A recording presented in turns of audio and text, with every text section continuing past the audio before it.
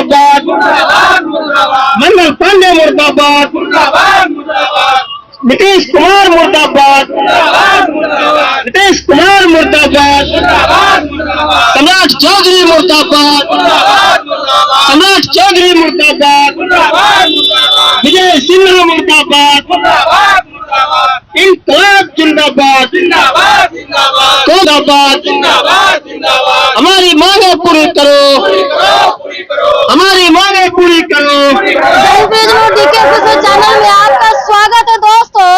देख रहे हैं कि इसमें से जो है 10 जुलाई को इन्हें मार पीट हुआ है, सरकार ने इनको मारा गया है, पीटा गया है, सब चीज किया गया है। क्योंकि ऐसा थोड़े होता है, अपने हक की लड़ाई के लिए मांगने के लिए मतलब कि मार दीजिएगा, कूट दीजिएगा, इस तरीके से ये सब मचा करके गदर मचा के रखे हुए हैं। ये जो है दोस्तों लैब टेक्नीशियन है और जो है कोरोना एलटी है, जो इसमें अब काम किए थे जो कोरोना काल में, जिसमें बहुत तरीके से जनरल लोगों के साथ में सब लोग सहायता प्रदान किए थे। इन लोग से बात किए हैं कि अब ना क्या हुआ है, क्या प्रोसेस हुआ है और कहाँ कहाँ इन लोग ने फाइल किए हैं, किस तरीके से वार्तालाप हुआ है। मेरे साथ हैं दीपक कुमार झा जी हैं और ये राजी जी भी आए हुए हैं, लेकिन उनको चोट से ग्रसित है और यहाँ पर बात कर रहे हैं अभी दीपक कुमार झा जी से कि क्या उन तमाम 10 जुलाई के बाद से क्या क्या इनके साथ घटना घटित हुआ है और क्या बातें हुई, कहाँ कहाँ इन्होंने फाइट किया है और सरकार क्या जवाब देती है, क्या कुछ कहेंगे। ये 10 तारीख से जब हम लोग लाठी चार्ज हुआ हम लोगों पर, तो हम लोग धरना स्थल पर बैठे।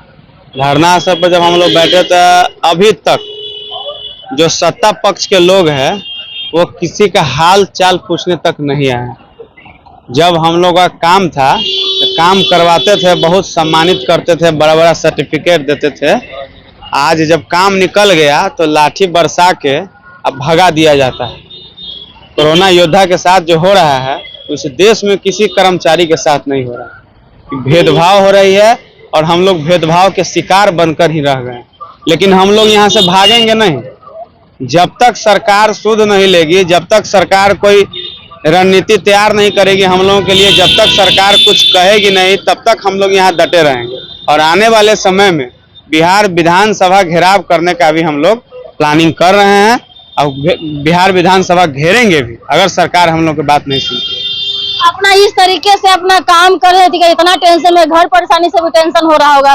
देखिए आपका आँख भी सोजा हुआ है, बताइए। पूरे तरह से हम लोग लगातार यहाँ बैठे हुए हैं। हम लोग घर द्वार सब छोड़ दिए हैं। हमारे कई साथी बुखार, सर्दी, खांसी, बीमारी, इसी हॉस्पिटल में कई साथी एडमिट होते हैं। भर दिन दवा चलता है, पानी चढ़ता है, फिर बुला लेते हैं कि जब तक जिंदा हैं तब तक लड़ते रहिए, जब तक सांस चलेगी तब तक लड़ाई चलेगी, अंतिम सांस तक लड़ना है। हम अपने हक के लिए लड़ाई लड़ रहे हैं, कोई स्वार्थ नहीं। जब तक लड़ेंगे नहीं तब तक ये लोग कुछ देने वाला नहीं है। इसलिए हम लोग डटे रहेंगे। जब तक सरकार हम लोगों का बात नहीं सुनेगी तब तक हम लोग डटे रहेंगे। गर्दन क्या हुआ इस मामले को लेकर के? अब कैंडल मार्च भी किए, तमाम हर जगह बातें भी हुई, तो क्या इस तरह से 10 तारीख के बाद से लेकर के क्या कुछ लग रहा है पॉजिटिव, कुछ इस तरीके से आश्वासन मिल रहा है? आप कहाँ कहाँ गए, इस तरह के बारे में बताइए। कोई आश्वासन नहीं मिल रहा है। सरकार को कोई मतलब नहीं है, काम उसका निकल गया।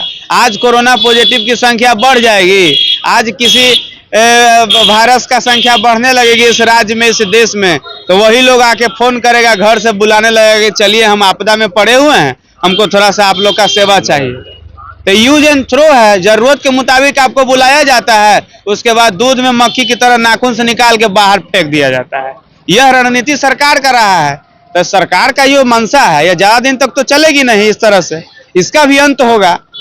सामने चुनाव भी है। ये जरूरी नहीं है कि हम लोग 665 लोग हैं।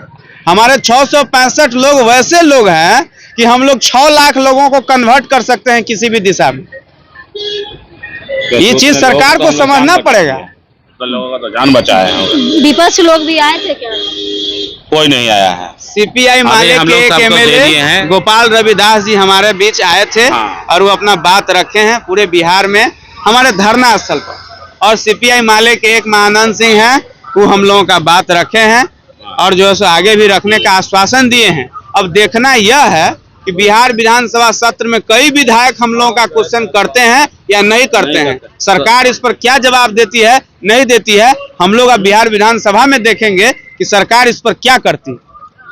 सबसे बड़ी बात है ना, विजय सिन्हा जी बोल रहे थे, जिस समय हम लोग जनवरी में उनसे मिलने गए थे, तो वो महागठबंधन के सरकार से कहते थे कथनी और करनी एक कीजिए, कथनी और करनी एक कीजिए। तो अभी उनका कथनी और करनी कहाँ है?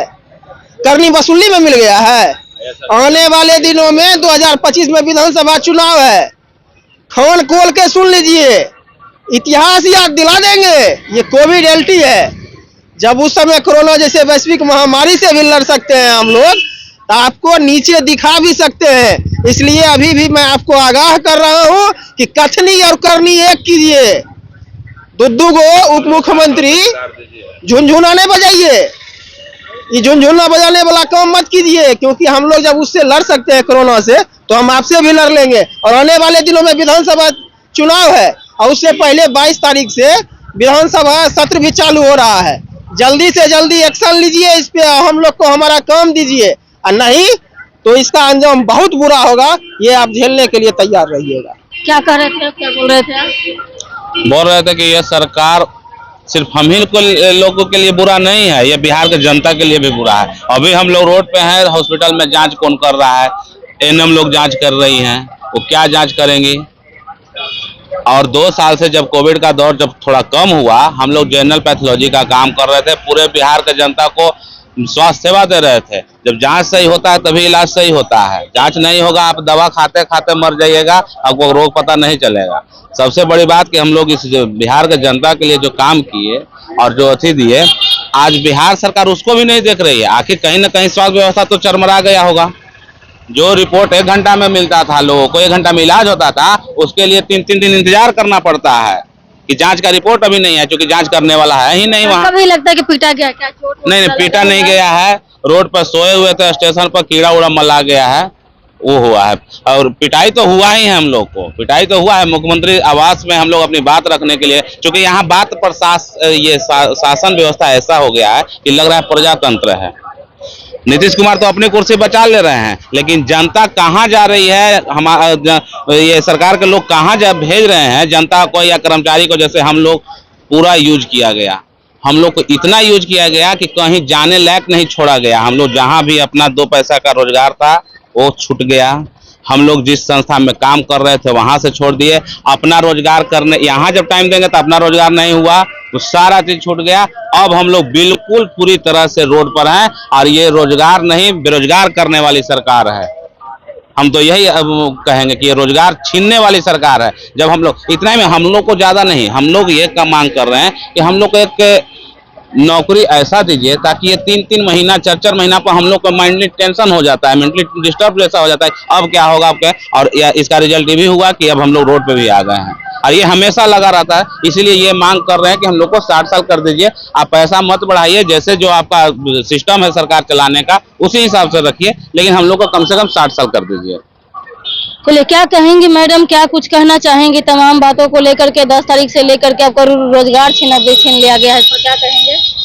नीतीश कुमार से हम इतने कहेंगे कि हम लोग को 60 साल के लिए कर दीजिए। कहते हैं लेडीज को नौकरी दे रहे हैं और लेडीज को रोड पे ला के रख दिए हैं। यही कहते हैं सरकार से कि हम लोग को 60 साल के लिए कर दिया जाए। चलिए, देखिए तमाम, देखिए यहाँ पर इनके साथी भी देखिए समझिए कि उसे लेटे हुए हैं, तबीयत इनकी गड़बड़ हो गई है। देखिए कि इस तरह तमाम बातों को लेकर देखिए सरकार कितना, मतलब ये तो नहीं कह सकते हैं, पक्ष विपक्ष में हम नहीं जाना चाहते हैं, तो अपना ओपिनियन ये कहते हैं कि इन लोगों को जल्द से जल्द आ करके मसला जो है सलटा देना चाहिए। क्या करना है कि ना करना है, कोई ऑप्शन देना है, क्या करना है नहीं करना है, तो इसमें अब टाइम किल करने की क्या जरूरत है। इनका उम्र के साथ साथ भी है, घर परिवार का भी सब चीज टेंशन आता है। किसी का फैमिली नहीं है, इसका मतलब क्या कि इन लोगों का फैमिली नहीं है, तो वो चीज बारे में देखिए क्या कहती है सरकार में। और डीके स्पेशल देखते रहिए आगे क्या होता है। लाइक शेयर कमेंट सब्सक्राइब कीजिए, फेसबुक पे फॉलो कीजिए। जय हिंद।